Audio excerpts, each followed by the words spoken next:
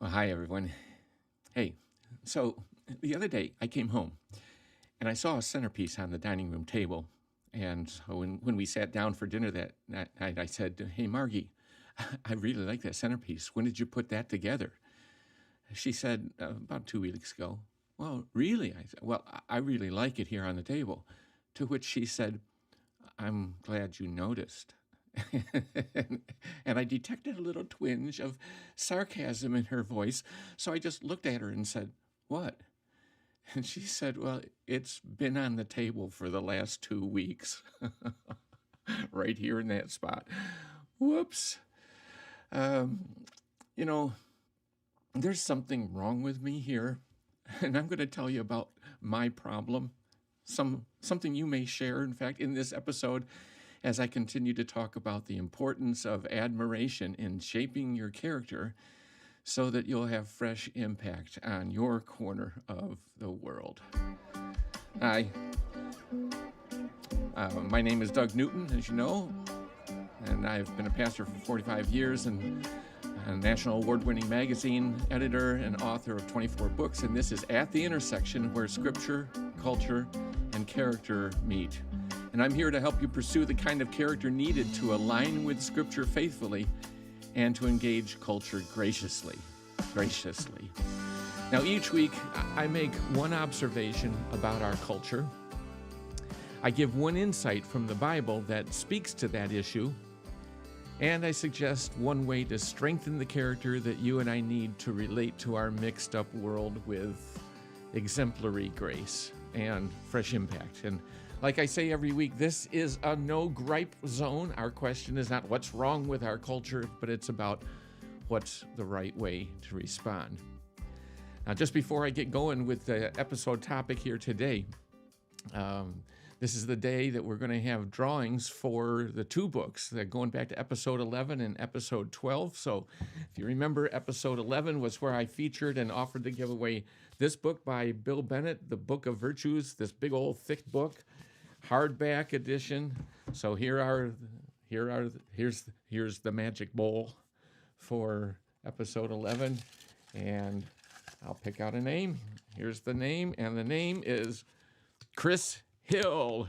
Hey, now I know most of the people in this bowl, so I'm happy for everybody. But Chris, I think I might have your address, but if I don't, go ahead and just send me doug@fresh-impact.com. Get your address to me, and I'll be sending this off in the mail to you. Now let's move on to the next one. The next one is, if you remember, the book that I featured last week. It's amazing, the most remarkable book ever written in my estimation because of how it was written by Jean-Dominique Bauby. And it's a wonderful book. So again, now we're in book number 2, and pull out the name. And all right, this is a brand new listener. In fact, he signed up. And remember, these are the people that got in the bowl here because they actually signed up for one of the crosswalks for each of those episodes at that time, just so that they would work on that particular character trait. And just in the last week or so, this person signed up for every single one of the crosswalks one by one, and I just saw them coming into my email inbox. And so this is, hey, Rich, it was worth it. Rich James, congratulations on that book. And if you could make sure, I think I've got your address. If I don't, just double check and just send me your email address, and I'll get this book right out to you. Now today, I actually have another one that I'm going to be giving out, so I'll give you a heads up. If you download Crosswalk for episode 13 after this is over, I'm going to be giving you this book. I'll be highlighting today The Road to Character. I'll have another drawing. The fact is, I love this idea of giving away books. And there's a cost to it. I don't care. Margie doesn't care, because we just really care about people going after, improving character and becoming part of our kind of camaraderie here of those who are pursuing character. So that's why we're doing what we're doing. It's, believe me, it's not a marketing gimmick because, we're not, this is not going that widely right now, but it's just something right on the front end we want to keep doing, and hopefully We won't necessarily do it every week. Might not have a book to recommend every week. But if you'd like to get those books, just go on to thefreshimpact.com and you just do /recommended-resources, and you can see those books there. That link is also at the end of the video episode here today that you'll be able to check out. All right. Thanks for the amount of time for that. And again, congratulations to those 2 winners. I'm just really glad to be able to make this available to you. So anyways, now moving on. Here we go. In the last 2 episodes about the importance of admiration, I made this claim that you're going to tend to become more like the people that you admire. That doesn't mean that if you admire Taylor Swift, you're going to start singing like Taylor Swift, or if you admire Tom Brady, you'll pass like Tom Brady. However, moral character is a different ballgame. If you admire, for example, Tom Brady's work ethic, then you'll likely develop a more determined and disciplined approach to life. And, when you admire a person of honesty, you're probably going to become a more honest person. If you admire a person of perseverance or generosity, you will actually become more like them. However, in the second episode, admiration is such an important part of character development that we're spending 4 episodes on this topic. And in the last one, the second episode on admiration, we learned that no one is going to benefit from the transformative power of admiration unless we pay attention to admirable people, which means we have to learn how to pull ourselves up out of preoccupation so we don't miss what's going on around you. And you did some exercises on that if you did the crosswalk this last week. But I left you hanging in the last episode because I said I'm going to reveal what I believe is the chief cause of preoccupation in this episode. I think it will make it a little easier for you to deal with preoccupation if you deal with what I'm going to talk about this week. And the title already really gives it away, doesn't it? Admiration's nemesis, the thing that keeps you preoccupied, is egocentricity. Ego meaning self, centric meaning centered, self-centered. I almost hate to use the word egocentricity because we typically associate it with runaway selfishness in people who think they are the center of the universe. And, most of us don't go that far. However, think of egocentricity as something on a scale from 1 to 10. And none of us is totally egocentric.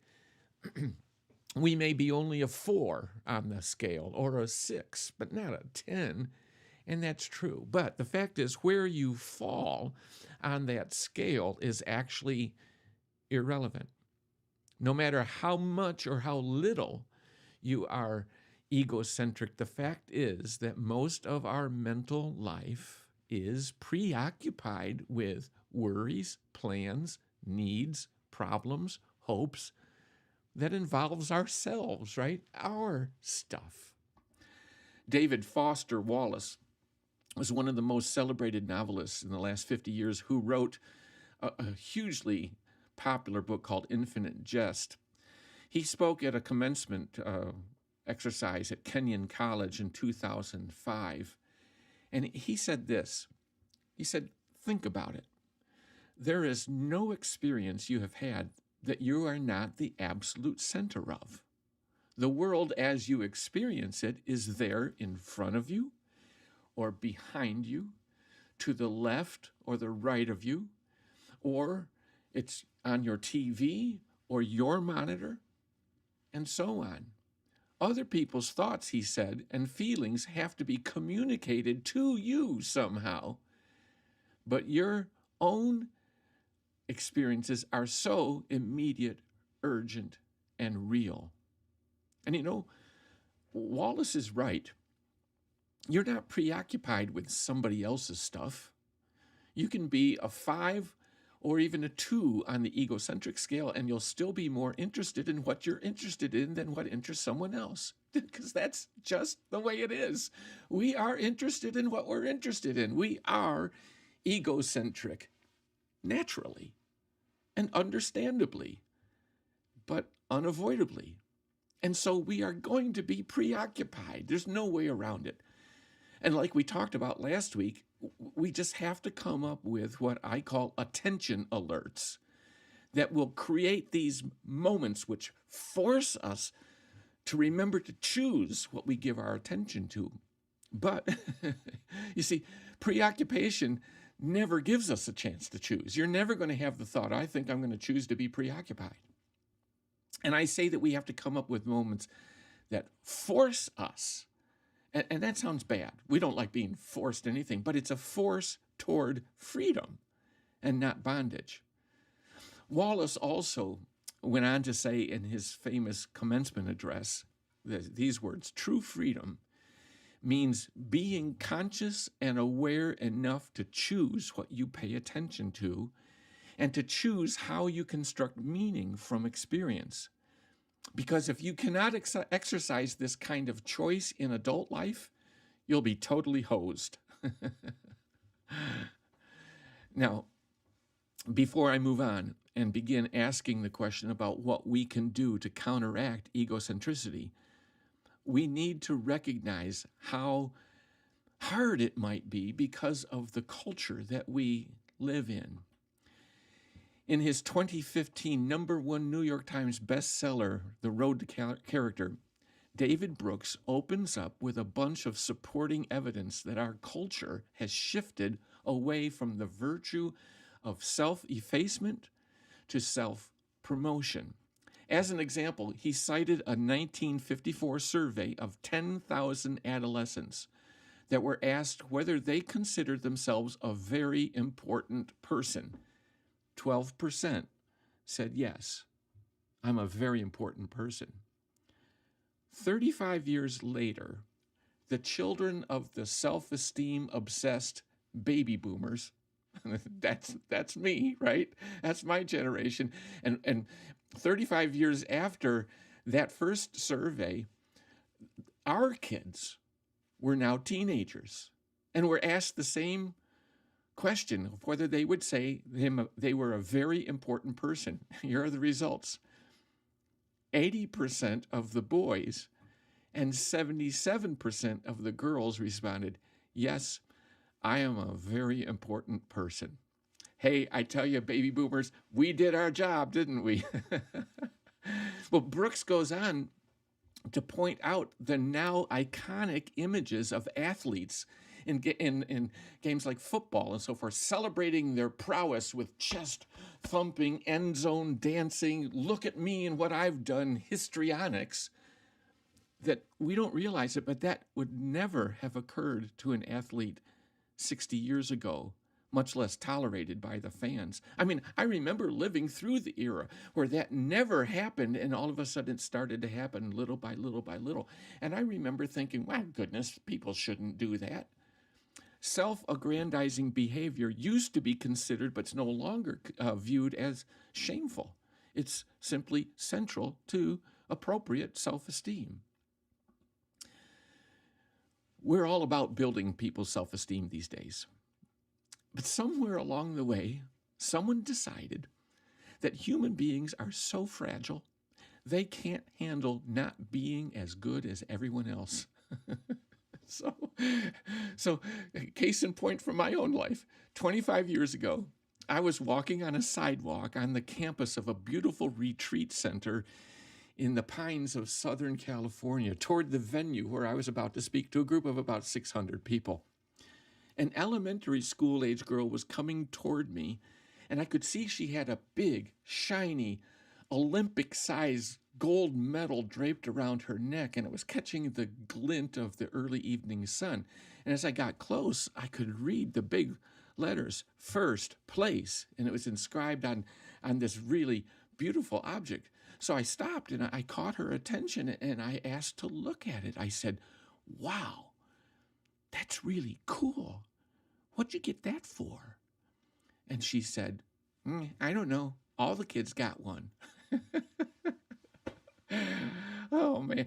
Apparently every person's self-esteem is so fragile. Not only do we all have to be surrounded by the lie of first place, but ultimately we've got to embrace, we're told by our culture, we have to embrace the necessity of being the chief caretaker of our own esteem. Well, you know, when everyone in our culture is surrounded by this egocentric atmosphere, when it's the air we breathe, when it's the light of our glory by which we see, we are less likely to affirm and practice that once praised but now passé virtue of self-denial that helps reduce the amount of preoccupation that self-orientation triggers. That's all. That's what we need to do, is just reduce the amount of preoccupation, or to put it simply, when you're not always thinking about yourself, you've got more mental space for noticing other things. So, I'm not saying that egocentricity is wrong. It's both natural and it's actually morally neutral. You have to spend a lot of time in life thinking about yourself. Nevertheless, egocentricity gets in the way of paying attention to interests outside our own, which is a prerequisite to the act of noticing and the art of admiring, which is our goal for developing good character. It's the classic methodology for developing good character, admiring things that are worthy. My wife likes plants, as I pointed out in the opening. I appreciate that they exist, but that's about as far as it goes. I mean, paying money for them at nurseries, planting them in soil, tending them in gardens, remembering their names, that's not my interest. I mean, I might notice a bouquet of flowers or a centerpiece on a table, but then again, obviously, I might not. You never know. Why? Because flowers, plants are not top of mind for me, or anywhere close to top of mind. I'm not better because of that. I'm actually worse off because of that. And that's just one example of my own egocentricity. So if I am ever to become more observant, I have to bend back the blinders that narrow my observation around my own limited interests. I have to make that effort to open up my world to more diverse interests beyond my own. So how do you do that? Wouldn't it be great? Where's my phone? Wouldn't it be great if our smartphones or our smartwatches would have an app on it? You know, we all count our steps these days, but what if there was an app that could hear, you know, what you're saying, and every time your phone hears you say something showing interest in something somebody else is interested in, it counts it for you, and it lets you know how much time you spent thinking about things that other people are interested in. But alas, you know, there's no such watch, there's no such app on the phone. You just have to do it by feel. But you can do that. You can sensitize yourself to this question.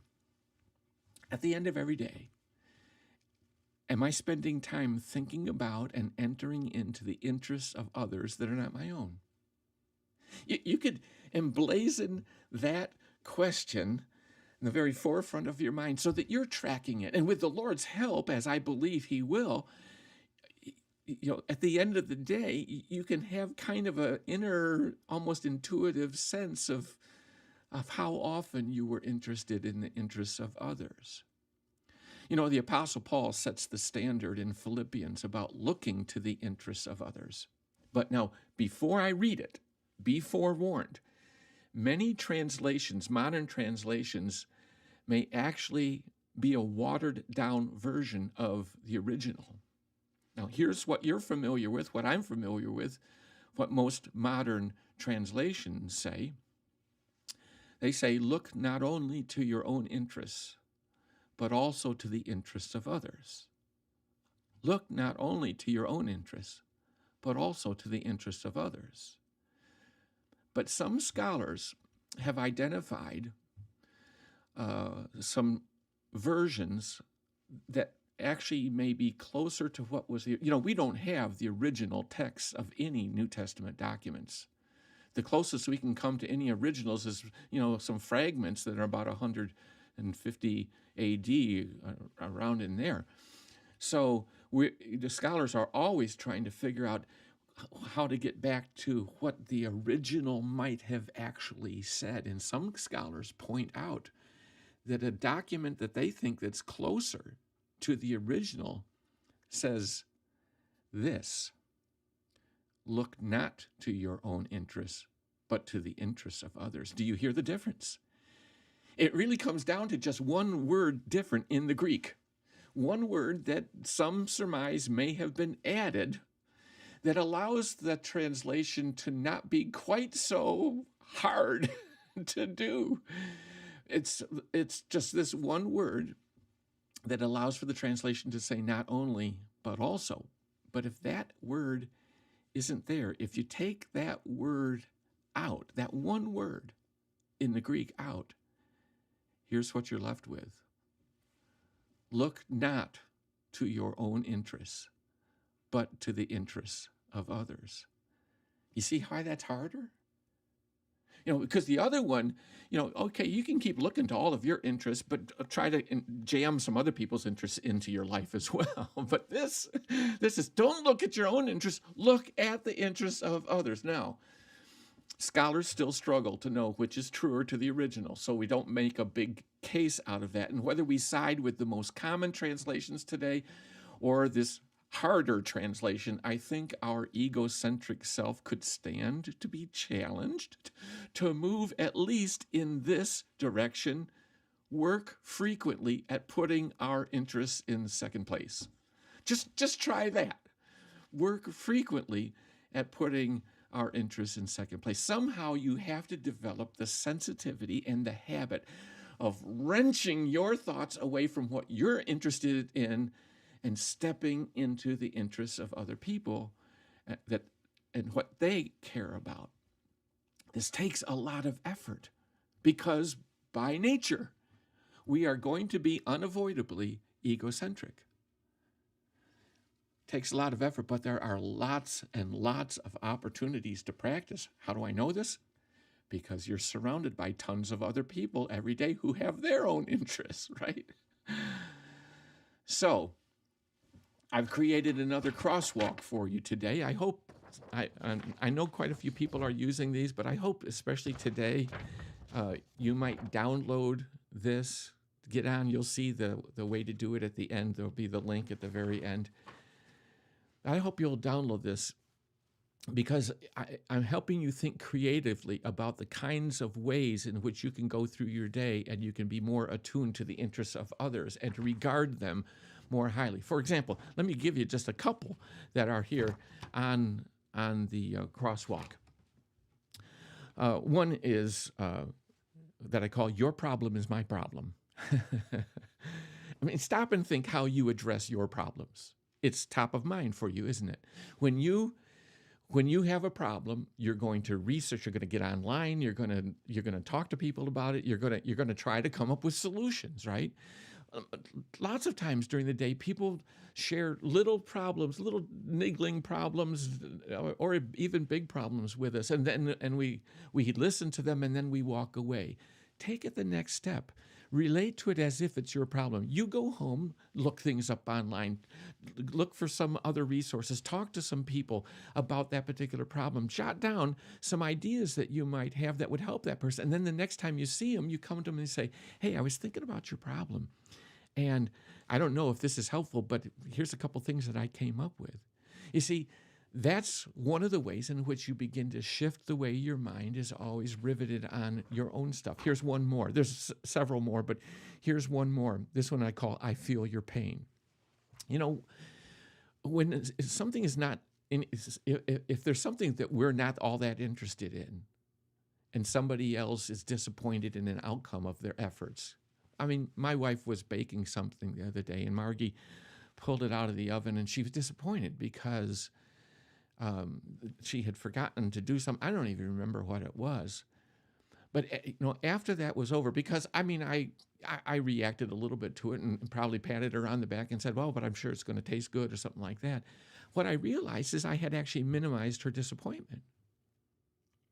Rather than letting that be there for a minute and I just jump in and go, oh yeah, I'm sorry that happened or whatever.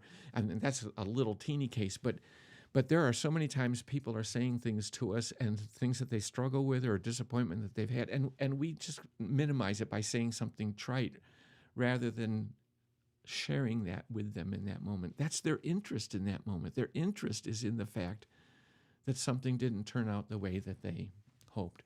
Well, there's a bunch of others on here, and they'll just give you some cues that you can use during the next few days, and just begin to practice how to step out of your own interest and into the interest of others. Well, that's it for today. If you appreciate what I'm trying to do in this podcast, again, I just ask that you would share it with your friends. Subscribe to this Fresh Impact YouTube channel. Just do search on Doug Newton Fresh Impact, or again, the link is at the end of this video. And by the way, remember, within 24 hours, I'll have a permanent version of this up on YouTube, not just the live replay. And I'll also have audio-only version for those who want to listen on the go on a podcast. All that information, past, future, about the podcast can be found on the website, and the links, again, are at the end of this video. I hope you're feeling like you're part of something worthwhile in this. I've been getting some really, really encouraging feedback from people of all ages, and I just am so encouraged and grateful to you and grateful to the Lord, and especially grateful to my wife for the kind of support she's been giving me. But if you think this podcast is, and hope that it will continue to be, a valuable resource, I'd love to have you leave me a comment, send me an email about what it means to you. And again, remember, people-to-people recommendations are the major way podcasts get found. And I believe that it would please the Lord for people to find this podcast, because the world needs people of better character all the way around. Well, thanks again so much for tuning in. Again, send me your thoughts about what you might like me to address in the future. I'm already looking forward to next week for part 4 and the final part of this topic, admiration. I call it admiring epitomes. You may think you know what an epitome is, but I think you're going to learn something new next week. So I hope you'll join me at the intersection with Doug Newton next week. And remember, let's counteract egocentricity and get interested in the interests of others. I'll see you then.